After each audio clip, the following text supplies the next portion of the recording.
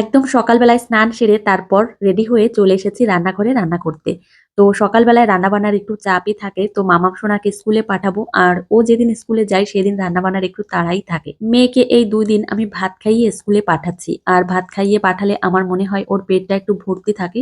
আর অন্যান্য খাবার তেমন একটা খেতেও চায় না। সকালবেলায় অল্প, অল্প রান্না করতে হয় কিন্তু ২-৩ রকমের রান্না করতে হয়। আমার মেয়ের জন্য সকালবেলায় ভাত রান্না করছি। এদিকে রুটি বানাচ্ছি। সেই সঙ্গে ছোলা সিদ্ধ আছে। তো এইভাবে ৩-৪ রকমের রান্না করতেই হয়।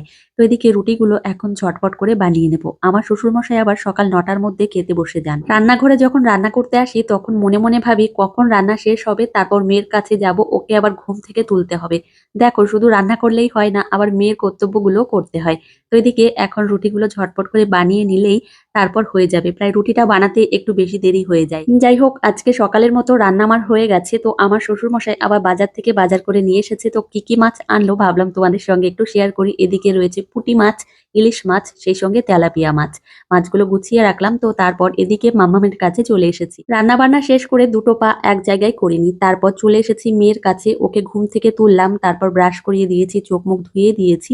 তারপর এদিকে আবার রান্নাঘরে এসে মেয়ের খাবারটা গুছিয়ে নিচ্ছি। মেয়েকে আজকে সকালবেলায় সেদ্ধ ভাত খাইয়ে দেব। আমার মেয়ের সকালের খাবার খেতে প্রায় ১ ঘন্টার বেশি সময় লাগে। সেইজন্য তোমাদের সঙ্গে খাবারটা খাওয়ানো শেয়ার করি না। এমনিতে খেতেও চায় না, সেইজন্য আমি ওর খাবার খাওয়ানো শেয়ার করি না। তো এদিকে মামাম সোনাকে এখন আমি রেডি করিয়ে দিয়েছি। ওর বাপির সঙ্গে করেই এখন স্কুলে যাবে। এই ১ মাস হয়ে গেল মামাম সোনাকে ওর বাপি স্কুলে দিয়ে আসে আর যখন স্কুল ছুটি দেয় তখন আমি গিয়ে নিয়ে আসি। এখন আমার কষ্ট অনেকটাই কম হয়।